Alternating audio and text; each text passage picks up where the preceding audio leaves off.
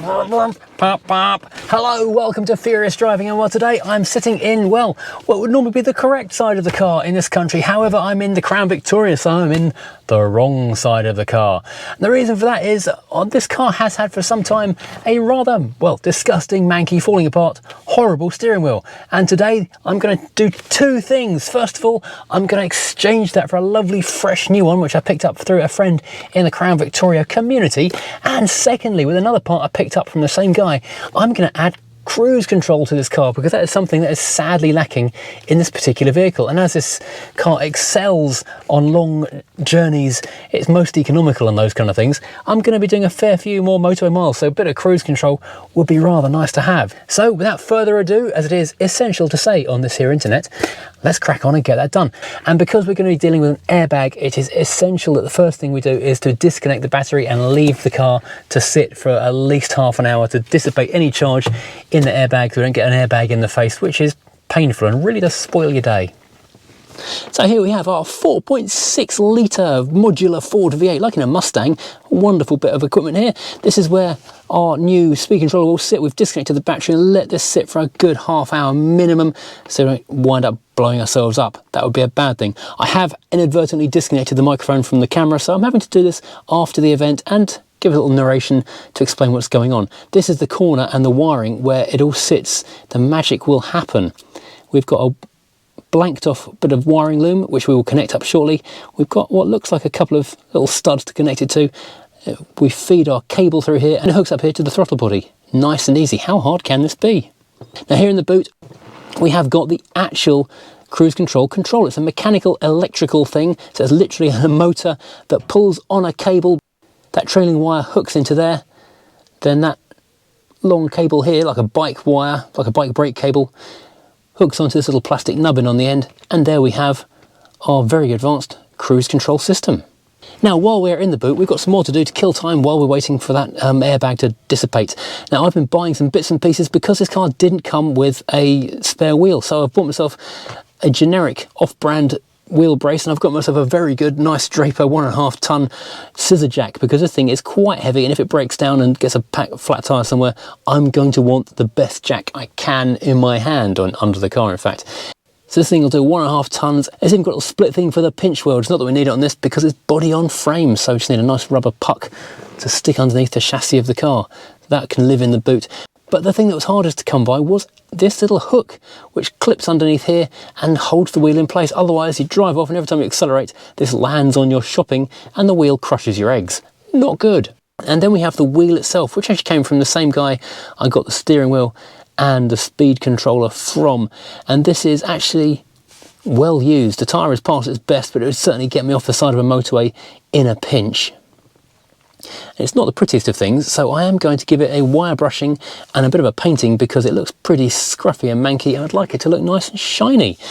But before I do that, I'm going to do a little bit of double checking, because that is a 15 inch and these are 16 inches. In theory they should fit, but I just want to make sure it goes over the front brakes. So I'm just going to quickly whip the front wheel off, do a quick double check so I don't waste my time with a spray can. Okay, the thing I've found immediately is my cheap off-brand extendable wheel brace. The sockets that come with it are really slack and don't really do much when it comes to undoing the bolts. So I've had to go and borrow a 21mm socket from somewhere else. I think it's a spark plug socket, in order to slacken these wheel nuts off. So shopping list now includes 21mm socket. And I also realised I'd forgotten to get any kind of screwdriver type thing to pry the hubcap off as well. So I need to get one of those to leave in the boot too.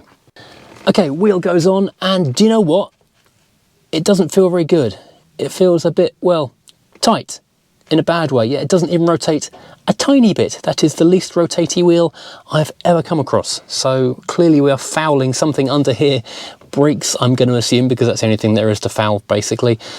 And yeah, that's a bad thing. So I'm now in the market for a second-hand wheel, and I've been dragging this massive thing, which is a good 10 kilos minimum, everywhere for the last 3 months. So that was fuel wasted. Okay, before we touch the steering wheel, let's mount this stuff up in here. Now we've found two conveniently placed little threaded bars popping through the side of the inner arch, and there's a rubber shoe on here so it doesn't rattle and move. Yeah, and they fit just perfectly. So I'll kind of rummage around and find some possibly M8 or M6 bolts that will fit onto that. At the other end, we've got a nubbin and we've got a screw hole, so the nubbin fits through the hole on the side of the throttle body bracketry. I'll go and find a nut and bolt in the boxes somewhere, and this little clip just does what it says on the can and clips over there, and job done, we're there. So I'm going to go rummage in the garage. I rummaged, I found, I clipped. Everything is now clipped up. Those are 11mm size nuts on there if you're interested. And now I just need to work out how to get this blanking plug off the end of there, and I can connect it all up. Okay, job done. That is connected, it is bolted in, it is clipped at the other end. But the only difficult part of this entire exercise was removing that blanking plate from the end of that trailing wire. But we are now fully fitted. At the steering wheel end, what we need to do first of all to access our removing bolts is take off these two little cover panels here, pry off with a small screwdriver, and that should reveal a bolt on either side of the steering wheel boss. It does, and they are 8mm bolts which undo nice and easily, and then with them removed we can pry out just gently with our fingernails the airbag very carefully. And with that out, we just need to undo the red plug at the top, the black plug inside the steering wheel boss, and just squeeze and pull gently on these two plugs here, and the airbag is then disconnected, and we put it away somewhere safe and out of the way where it's not going to cause anyone any harm. Now we need a Torx bit, a T50 as it goes. Luckily I bought a complete rail of these things for working on the Freelander. There's a link to this on the Draper tools down in the description below if you're interested. You're going to have to fight this quite hard, it's quite tight. Either use your knees, get a friend, or lock the steering lock, and then you can use a breaker bar to undo that, and away it comes. But before I do anything else, I'm going to unlock the steering lock, set the steering wheel dead straight, so when I put the new one on, it's going to be pointing in the right direction. Now, technically, you're supposed to use a puller. It sits on the centre splines of the steering wheel and pushes against the metal body of it and then pushes it away. If you haven't got one, you can use extreme violence. Rock it left to right, give it a few bangs, and in theory, it should break away, and it does. Hurrah! This can now be discarded. Now with the new one, feed the leads through the correct hole and line this up on the splines correctly so that you are pointing in the right direction. You haven't got a wonky wheel when it all goes back together. And put your T50 back in there, do it up nice and tight. Extreme tightness is required at this point, so use your breaker bar in reverse, make sure it's cranked good and tight. Having a steering wheel come off is never anyone's idea of a good day, so yeah, keep that nice and tight. Then it's just a matter of reconnecting all your plugs. Previously, that big black plug at the bottom in the middle, that only ran the horn. Now we've got a bunch of other buttons for our cruise control as well, so in theory, they should all work when it clips back together again. Don't forget to put your yellow cable through your cable tidy so it looks neat and tidy. Pop that back in there. And all you've got to do is just tighten up your 8mm bolts left and right.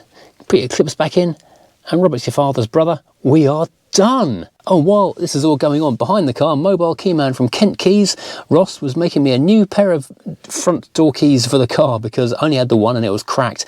Now I've got a couple of spares, so if I ever lose that one or it breaks, I'm not in trouble. There's their details if you need some keys in Kent. Thanks, Ross. All right, let's reconnect the battery and see what happens.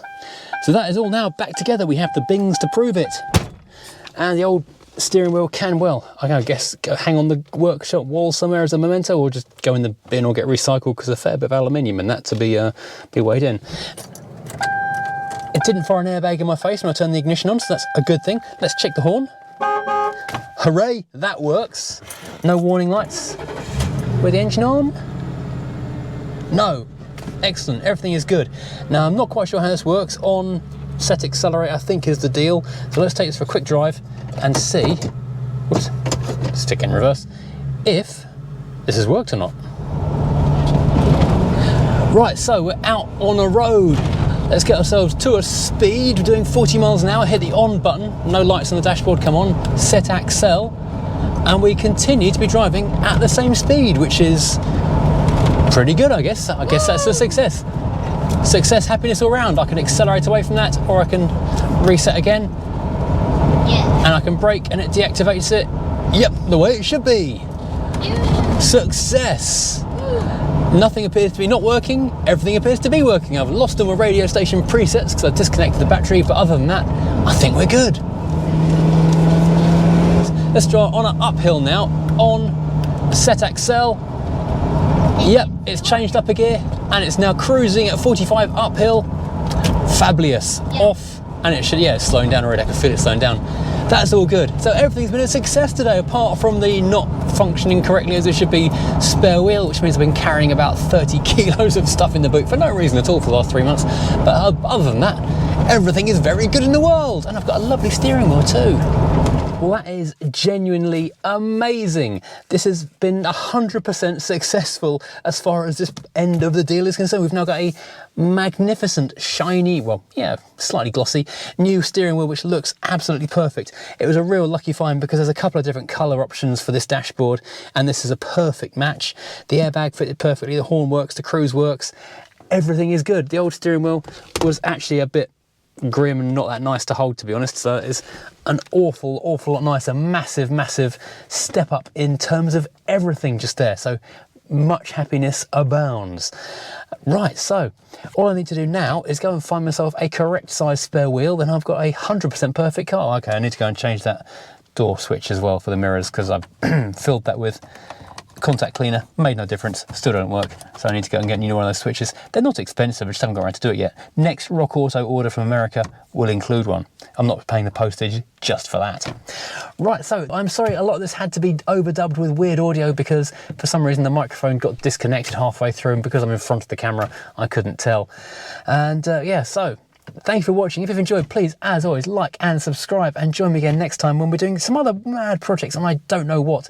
And if you in the meantime want to head over to fearlessdriving.co.uk, where you'll find t-shirts, badges, stickers, hats, you name it. Well, those things basically. And yeah, I'll see you again next time. Take care, everybody. Thanks for watching.